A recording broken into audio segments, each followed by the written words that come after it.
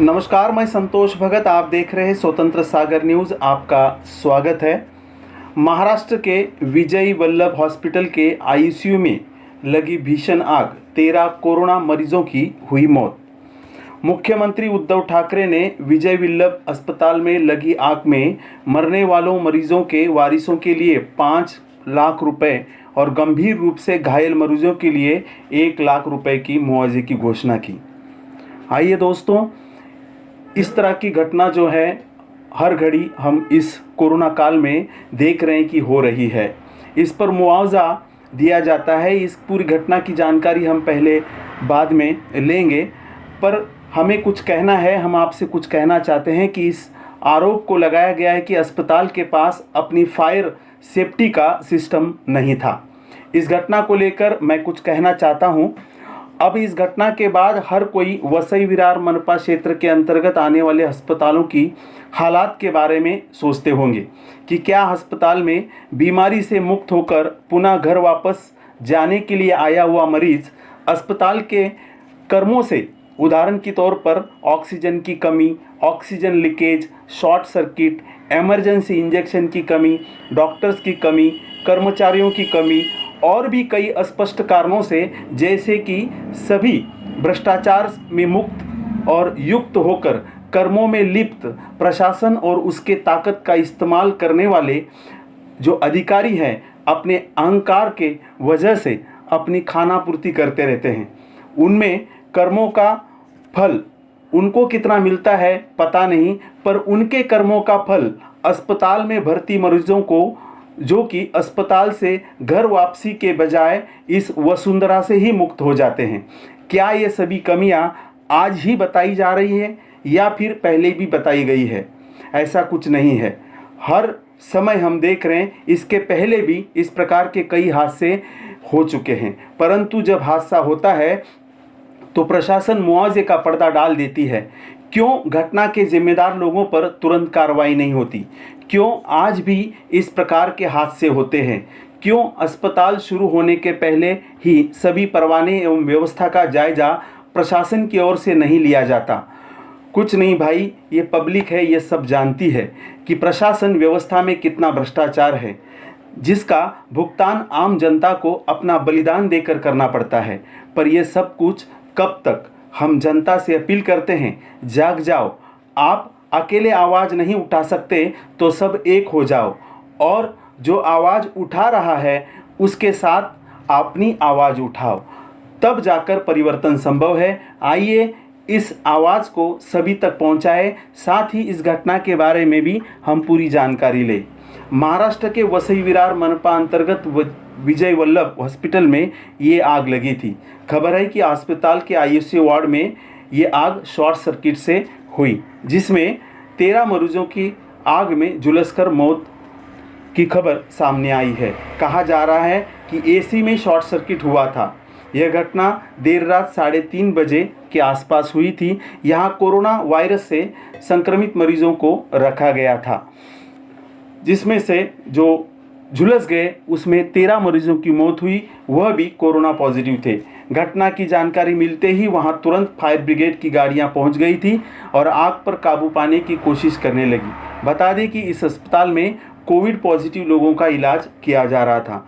साथ ही साथ पीएम मोदी ने भी और सीएम ठाकरे जी ने भी मुआवजे का ऐलान किया। साथ ही प्रधानमंत्री नरेंद्र मोदी ने अपनी इस घटना पर दुख जताया, और साथ ही साथ प्रधानमंत्री राष्ट्रीय राहत कोष से मृतकों के परिजनों को 2 लाख रुपए और गंभीर रूप से घायलों को 50,000 रुपए का अनुग्रह राशि देने का भी मंजूर किया है। स्वतंत्र सागर न्यूज़ के लिए संवाददाता यूसुफ अली की ये report. AC blast centralized AC होता, तो ब्लास्ट झाला आणि जवळपास सगळं छतावर होता तो, आणि तो सगळं छत उडलेलं। आपली काय मागणी राहील इकडे? याची चौकशी झाली? आज मागणी करण्यात नाही, नंतर चौकशी करू काय काय चुका राहिल्यात। किती पेशंट दगावले याच्यात? 13। किती मेल आणि किती फिमेल काय अंदाज? हो, आता तुम्ही काय मागणी राहील, किती पेशंट, मग मुलं या किती, घटनेला जबाबदार कोणाला मानताय आपण? अशी डिटेल विचारू नका ना। आज आपलं कर्तव्य काय सगळ्यांचं, मीडियानी पण प्रश्न उचलला पाहिजे.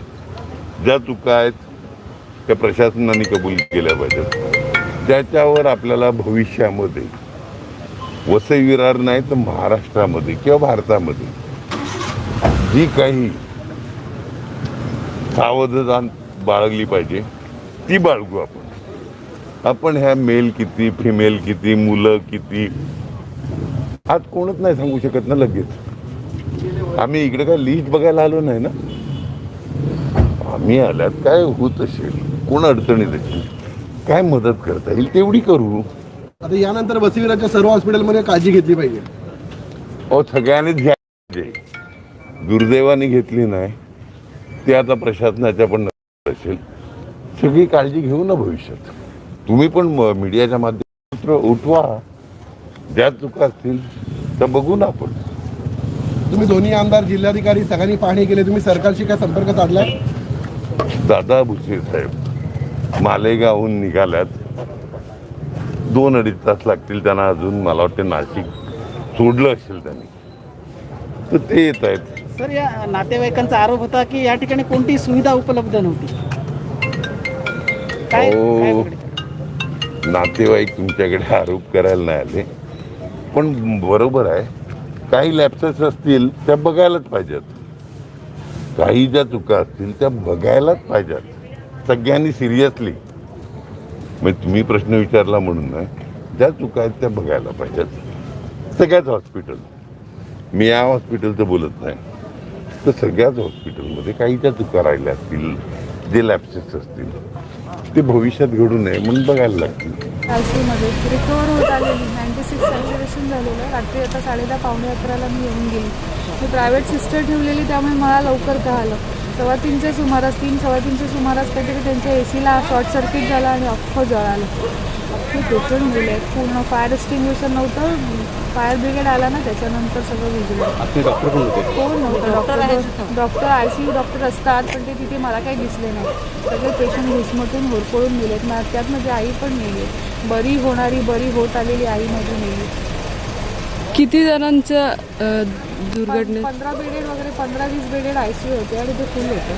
प्रत्येक पेशंट 10-15 लिटर ऑक्सिजनवर होता. म्हणजे पेशंट हलू पण शकत नव्हतं. त्यामुळे काय सांगू शकत नाही. माझ्या आईच्या बाजूला जो मुलगा होता तो 27 वर्षाचा होता. सगळे काही कोण नाही. 8 ते 10 पेशंट मी बघितले नाही. कोणते पेशंट एक्सपायर्ड झाले आहेत, सगळे मेले आहेत. एकही आयसीयू मधला पेशंट वाचलेला नाही, इन्क्लुडिंग माझी आई. आयसीयू फुल होतं ते. एक 15 बेडेड वगैरे असेल. 15-20 बेडेड मला पूर्ण मी मोजलं नव्हतं. मी आत्ता दुपारी 2 तास आयसीयूमध्ये होते माझ्या आईसोबत. तिथे स्टाफ कमी आहे, मेडिकल फ्रॅटर्निटीवर प्रेशर जास्त आहे म्हणून मी माझ्या आईसाठी 2 प्रायव्हेट नर्स ठेवलेल्या आणि आता 2.5 वाजता सॅच्युरेशन घेतलेलं माझ्या आईचं 94 सुधारत आलेलं होतं ते. आणि आता 15 मिनिटांनी तिने कॉल केला 3 वाजता एक तासाने की असं असं झालं आहे म्हणून लवकर या तुम्ही. आम्ही धावत आलो तर इतका धूर आहे की काय दिसतच नव्हतं. पेशंट एक तर होरपळून गेला आहे, एक तर घुसमटून गेला. दोघे त्याचे काय जेव्हा अशी मोठी हॉस्पिटल्स निघतात तेव्हा फायर एक्सटिंग्विशर आणि असं सगळं काहीतरी basic facility, automatic fire extinguisher वगैरे काहीतरी असलं पाहिजे ना. आम्ही जेव्हा प्रायव्हेट हॉस्पिटलला पेशंट ॲडमिट करतो तर हे सगळं अपेक्षित आहे. आपल्या वसई विरारच्या लोकांनी पण म्हणजे जे आहेत मोठी माणसं तुम्ही तरी काळजी घेतली पाहिजे या गोष्टीची. जेव्हा 3:30 वाजता मी मध्ये पोचलो तेव्हा फायर ब्रिगेड जस्ट आलेले. हॉस्पिटलमध्ये सुद्धा जी फायर एक्सटेन्शन काहीच नव्हतं. एक पण डॉक्टर तिथे हजर नव्हता. 2 नर्स फक्त फायर हजर होत्या. आणि जेव्हा आग भिजली अर्धा तासाने, जेव्हा मी मध्ये गेलो तेव्हा मी सुद्धा माझ्या डोळ्यांनी 8 ते 10 बॉड्या बघितल्या. पूर्ण जळलेल्या होत्या, काळा कुठ्या पडलेल्या होत्या बघा. आणि हॉस्पिटलमध्ये त्यावेळेला एक पण डॉक्टर हजर नव्हता. मी आलो तेव्हा फक्त 2 नर्स होत्या, 2 सिस्टर धावपळ करत होत्या, 2 वॉर्डबॉय होते धावपळ करणारे. बाकी हॉस्पिटलचा स्टाफ एक पण होता तिथे.